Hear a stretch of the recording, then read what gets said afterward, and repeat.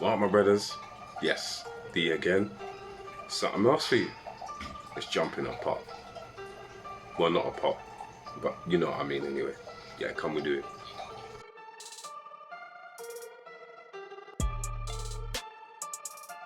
Yes, my brothers. So today we got a butter, sugar, flour, and I would say my milk, but I've got to use this nasty cow's milk because unfortunately I've tried this recipe before and it's not great, but it could be better.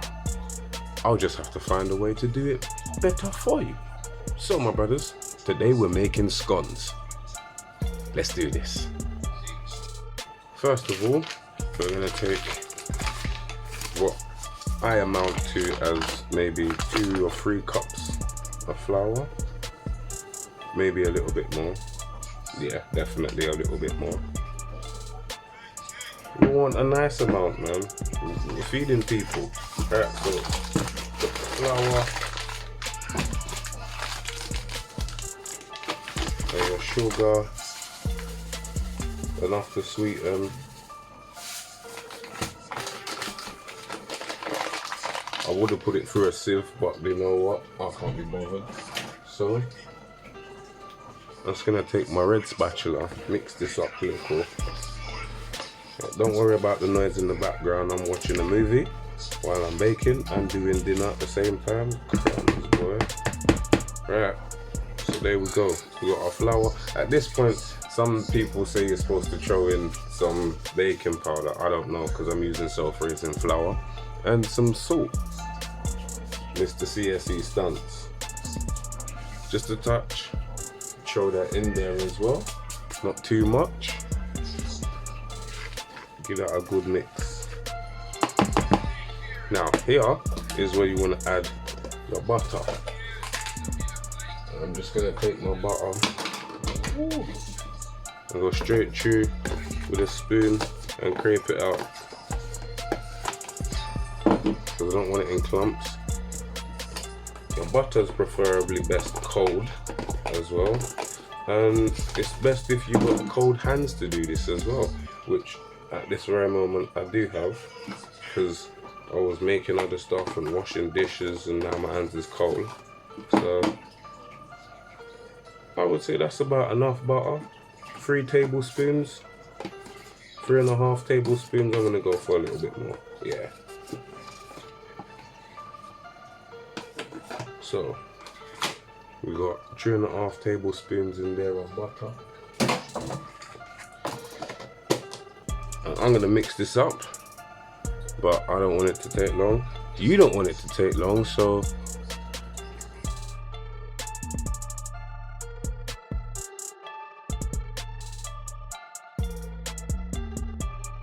alright. So now we've got this all crumbled up. It's like a light crumble. That's how you want it. You want a little well in the middle.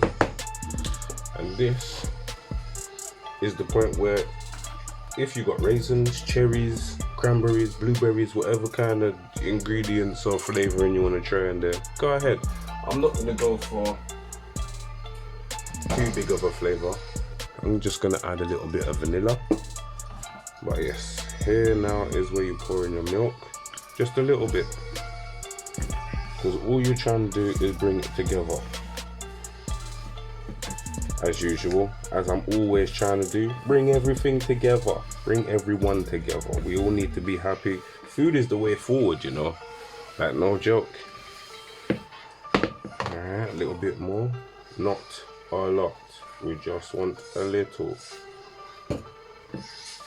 We're trying to get this into a doughy form. Just so. Yeah, we don't want it too wet, we don't want it too dry.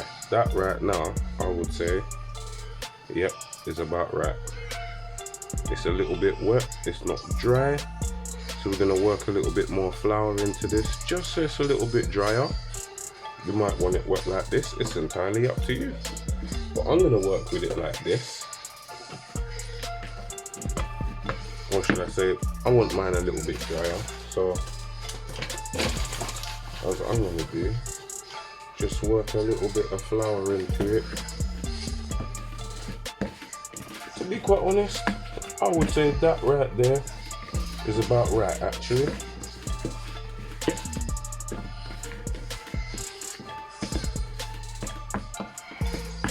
Yeah, that's about right. That's about right. See now, if you notice, I didn't add my vanilla. Oh, if I can even open the bottle. Yeah. I got it. Have it. I'm gonna pour it in now, just over the top. And I'll tell you why. Because the flavor of the vanilla is literally going to be worked in through the heat. And all along the outside, a little bit more flour, it's a bit dry. Okay. So from there now, all you want to do is remove the bowl. Okay. Make sure your surface is dry. And what you're going to do is throw down a little flour onto your surface. And you're going to take your dough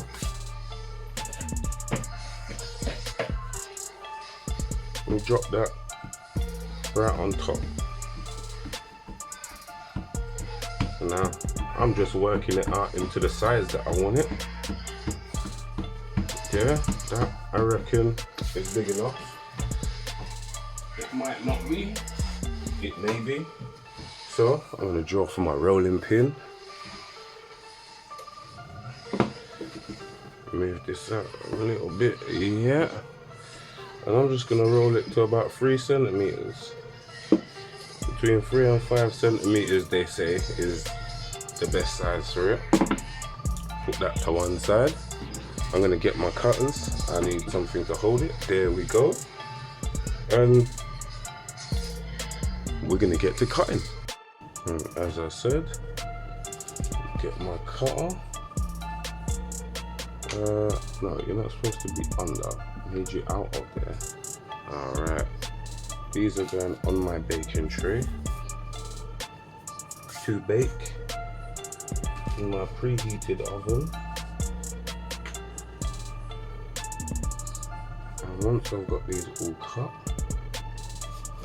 I will come back and I will show you the rest. Alright, my brothers. So these are the scones cut on the baking tray, ready to go in the oven. I got this boy asking me, Is food done? Is food done? Food is nearly done. What was the other question that you asked me about these? Are they biscuits? Are they biscuits? No, they're not biscuits, they're scones. And not that question, the other question. What question? Can I put jam in it? Of course you can put jam in them. They're scones. But I don't have any cream. That is a shame. Yeah, it actually is. Anyway, my brothers, these are going in the oven. And we'll see what they look like when they're done. And here you have it, my brothers, all done. These cooked up for about 10-15 minutes, topped with a little milk. You can top them with egg, it's entirely up to you. And my brothers, these look absolutely wonderful. I can't wait to tuck into these with a hot chocolate or something, a hot sarsaparilla. Yeah. All right, my brothers, as I said, with assistance from the washing machine. My brothers, enjoy cooking them with your children. Enjoy eating them. I'm D, future fathers. Share, like, subscribe, all of that, my friends. Stay blessed.